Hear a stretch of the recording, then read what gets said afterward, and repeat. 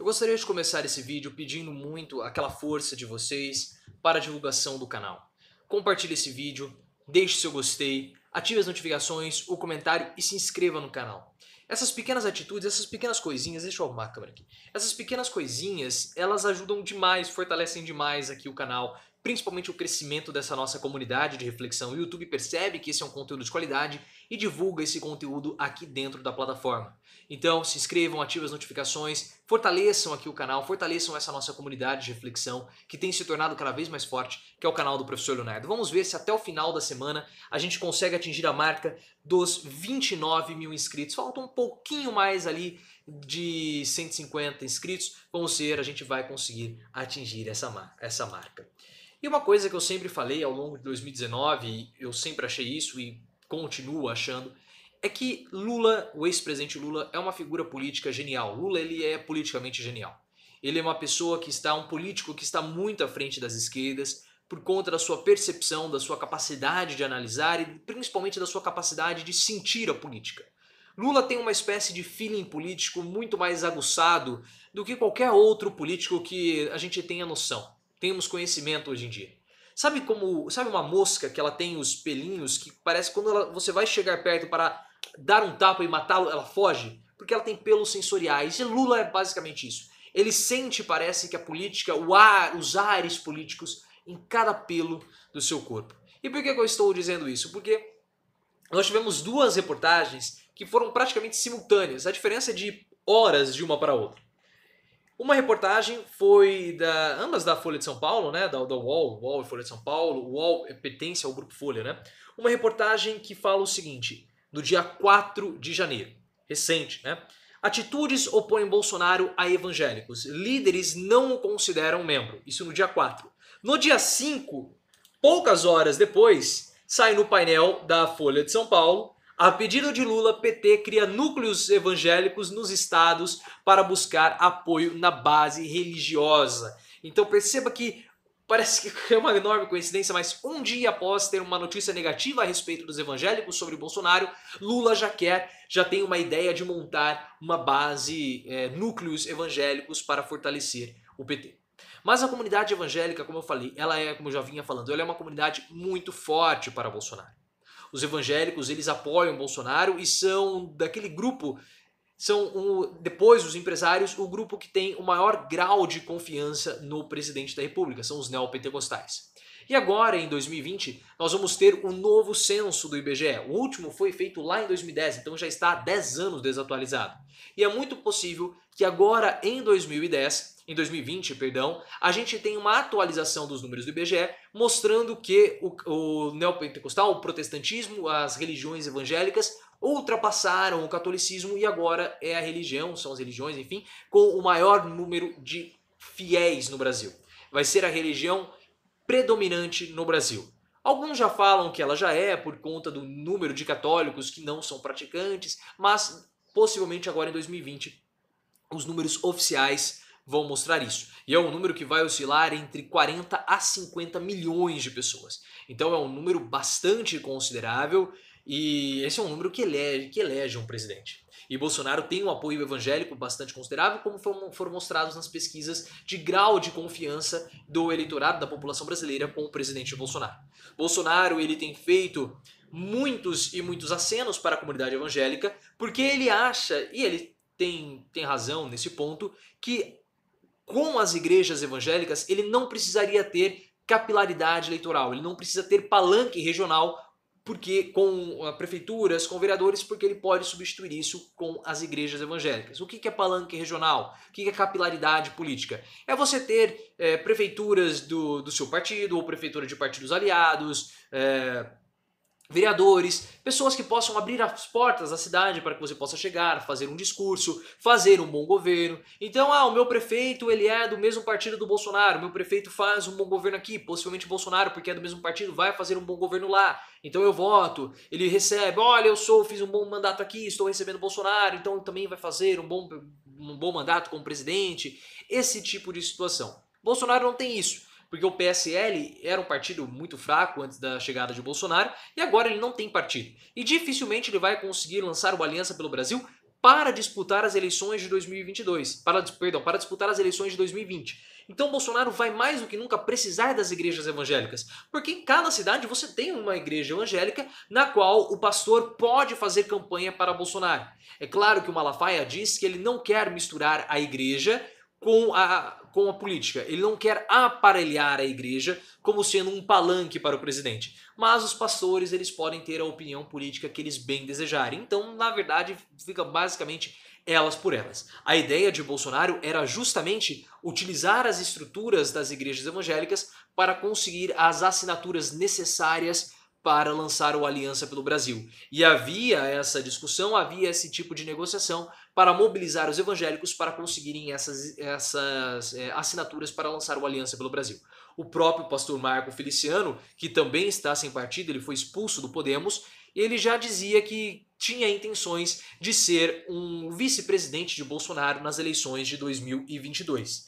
Mas agora, algumas atitudes de Bolsonaro estão fazendo com que os evangélicos tenham uma certa oposição ao presidente. Não uma oposição como a do PT, mas começam a torcer o nariz para Bolsonaro e isso é muito delicado politicamente para o presidente. O pastor Marco Feliciano já vinha falando para Bolsonaro a respeito da possibilidade do flerte de Bolsonaro e colocar Sérgio Moro como sendo seu vice-presidente. Bolsonaro quer acalmar as pretensões políticas de Sérgio Moro, colocando o Moro como sendo seu vice em 2022. Marco Feliciano disse que seria muito interessante o Bolsonaro ter um vice-presidente evangélico, no caso, ele, né? Ele não falou abertamente que seria ele, mas é isso que o Feliciano quer. E que Bolsonaro não poderia menosprezar o apoio evangélico, já ali torcendo o nariz para a indicação de Sérgio Moro como sendo vice-presidente de Bolsonaro. Então isso aí já é um motivo de distanciamento político, já é um motivo de insatisfação política por parte dos evangélicos. Mas existem outras coisas que estão provocando insatisfação por parte dos evangélicos. E eu vou ler aqui para vocês. No último dia 26 de dezembro, vou ler aqui a reportagem para vocês, Jair Bolsonaro deixou o Palácio do Alvorada em comitiva oficial para apostar na Mega Sena da virada. Porém, a foto do presidente sorrindo na casa lotérica repercutiu negativamente entre os evangélicos mais conservadores. A igreja não vê com bons olhos a Mega Sena, por ser considerada um jogo de azar. Esse foi mais um ato de Bolsonaro que contraria dogmas protestantes. Ele já se divorciou 2 vezes. Fala palavrões constantemente e apoia a polícia armamentista, criticado por muitos evangélicos. O slogan de sua campanha eleitoral também foi adotado pelo o Grande Oriente do Brasil, no Rio de Janeiro, uma das principais instituições maçônicas no país, vista com reservas pelos protestantes. É só lembrar do Cabo Daciolo. O Cabo Daciolo criticava muito a maçonaria. O Cabo Daciolo falava que ele era um enviado por Deus, ele era pastor, e ele criticava demais a maçonaria porque os evangélicos, os protestantes, eles não olham com tanto bons olhos assim para a maçonaria. Os católicos também não. Há um certo distanciamento entre a igreja católica e a maçonaria, pelo menos na teoria, mas na prática nós sabemos que não é assim tanto funciona. Muito católico faz parte da maçonaria. Mas continuando aqui.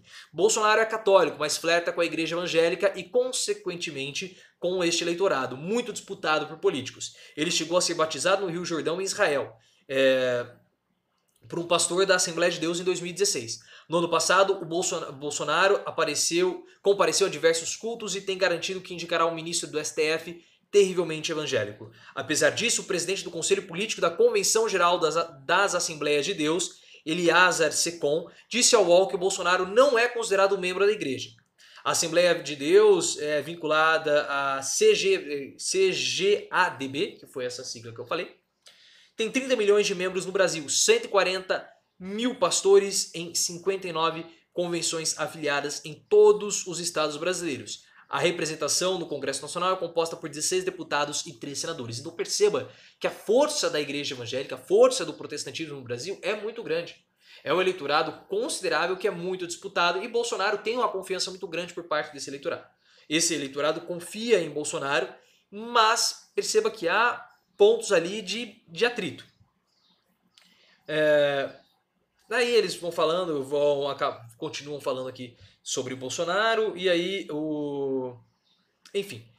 Mas perceba que essa é uma força muito grande. A igreja protestante, a igreja neopentecostal, ela é muito forte. E Lula percebeu isso. E o que o ex-presidente quer fazer? A pedido de Lula, PT cria núcleos evangélicos nos estados para buscar apoio da base religiosa. A pedido do ex-presidente Lula, o PT está criando núcleos evangélicos nos estados para tentar acessar essa fatia do eleitorado fiel a Jair Bolsonaro. Assim que deixou a prisão em Curitiba, o petista disse a aliados que o partido precisava, abre aspas, aprender com os pastores, fecha aspas. Segundo relatos, Lula disse que, abre aspas, eles falam bem e que as pessoas querem ouvir, e o que as pessoas querem ouvir, fecha aspas. O pastor Daniel Elias, da Assembleia de Deus do Rio, que participa do movimento do PT, admite que a articulação enfrenta dificuldades. O grupo ligado à direita chegou primeiro e fidelizou usando a linguagem do crente, citando a Bíblia. Embora haja evangélicos que não gostem de Bolsonaro, eles estão calados. Então essa pode ser uma forma de dar voz para essa parcela dos evangélicos e assim começar um movimento dentro ali das igrejas evangélicas, da comunidade evangélica, para tentar atrair eleitores para a esquerda.